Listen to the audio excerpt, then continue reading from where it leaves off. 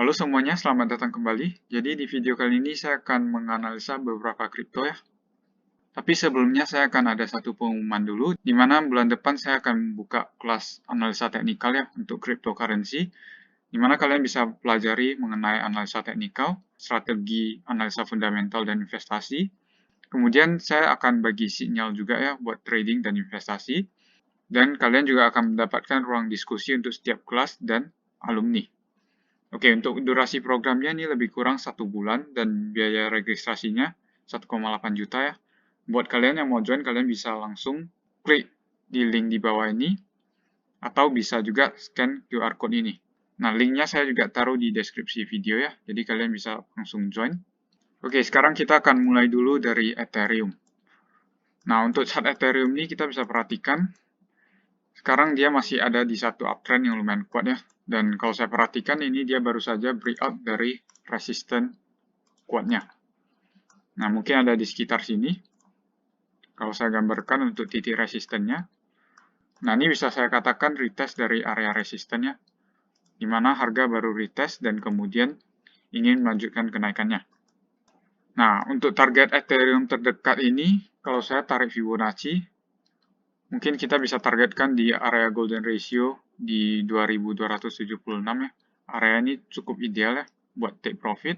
Kemudian kalau untuk target yang lebih panjangnya, mungkin ada di area 2500-an. Nah, jadi dua area ini patut kita pertimbangkan. Karena kemungkinan besar ketika harga menyentuh ke area 2500, kita akan ada satu koreksi yang bisa dibilang lumayan ya, mungkin bisa turun sekitar 10% lagi sebelum melanjutkan kenaikan. Nah, tapi untuk saat ini saya lebih perhatikan skenario kenaikan yang lebih mungkin buat terjadi untuk Ethereum, karena dia baru saja breakout dan retest dari area supportnya. Dan untuk pergerakannya kira-kira bisa seperti ini ya, dalam beberapa waktu mendatang. Nah, ini mungkin bisa makan waktu beberapa hari ke beberapa minggu ya. Nah, kalau saya coba menggunakan EMA ya, kita bisa perhatikan juga area retest ini juga ada confluence dengan area EMA 13. Jadi ini bisa saya katakan area yang cukup bagus ya buat si Ethereum ini hold. Jadi kurang lebih seperti itu buat Ethereum. Oke, sekarang saya akan lanjutkan ke CoinDot ya. Oke, untuk CoinDot ini sebenarnya juga lumayan menarik karena dia baru saja retest ke area supportnya. Nah, ini sebelumnya merupakan area resisten, tapi di awal April kemarin dia sempat break dari area resisten ini, kemudian retest. Nah, area retest ini juga sama confluence dengan area EMA 13. Menurut saya ini merupakan area yang cukup ideal ya buat akumulasi, di mana kita bisa ekspektasikan harga untuk melanjutkan kenaikan.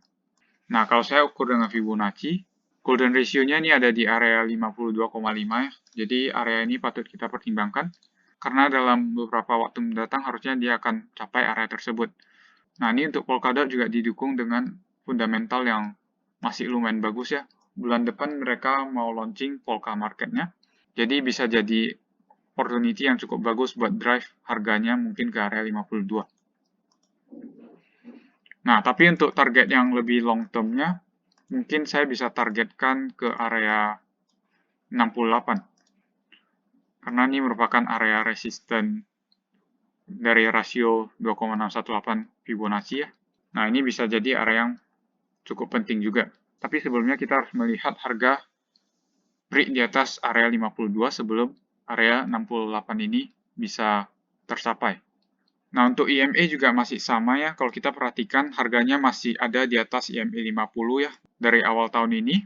Dan selama harganya masih bisa hold di atas area IMA-nya, menurut saya ini masih lumayan bullish dan masih lumayan oke ya buat diakumulasi, karena trennya masih cenderung ke atas.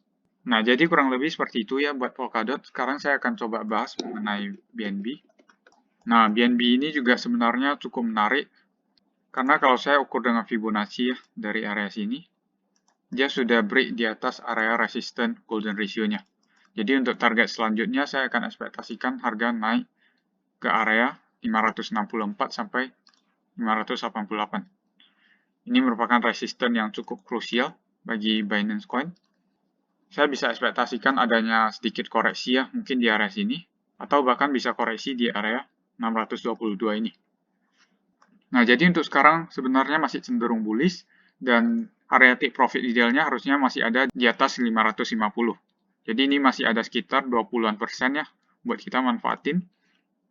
Nah, buat Binance sendiri, kalau saya perhatikan, networknya juga sudah lumayan ramai ya digunakan. Jadi itu bisa jadi kemungkinan yang drive harganya menuju area tersebut. Nah, sekarang saya akan coba lihat di time frame yang lebih kecil ya, untuk melihat apakah ada entry yang bagus. Nah, kalau kita perhatikan, di area time frame 4 jam ini, Binance selalu koreksi ke area EMA 13 dan EMA 21 ya. Dan kalau kita perhatikan, setiap kali dia koreksi di area EMA 13 dan 21, selalu terjadi pemantulan. Dan untuk saat ini, dia sudah lumayan jauh dari EMA 13 dan 21-nya.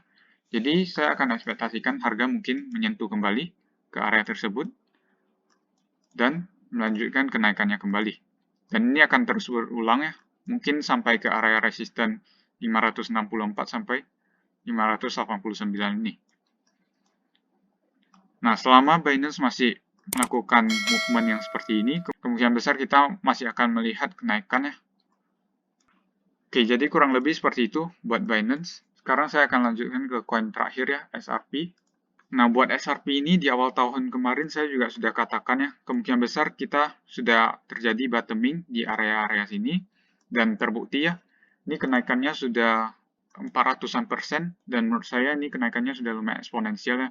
Dan untuk saat ini kalau saya perhatikan secara elliott wave, kemungkinan besar kita sedang ada di area wave 3 ya. Kalau saya perhatikan wave 3 ini ada kemungkinan berlanjut sampai ke area 1,7, tapi sebelum ke area sini pasti ada koreksi-koreksi kecil yang harus kita hadapi lagi ya buat XRP. Nah, untuk saat ini saya cenderung lebih bullish buat XRP. Mungkin untuk target yang paling dekatnya, kita bisa ekspektasikan harga menuju ke area 1,38 dulu. Nah, dari sini kita bisa melihat adanya koreksi ya. Ini bisa saya katakan merupakan wave 4 nantinya.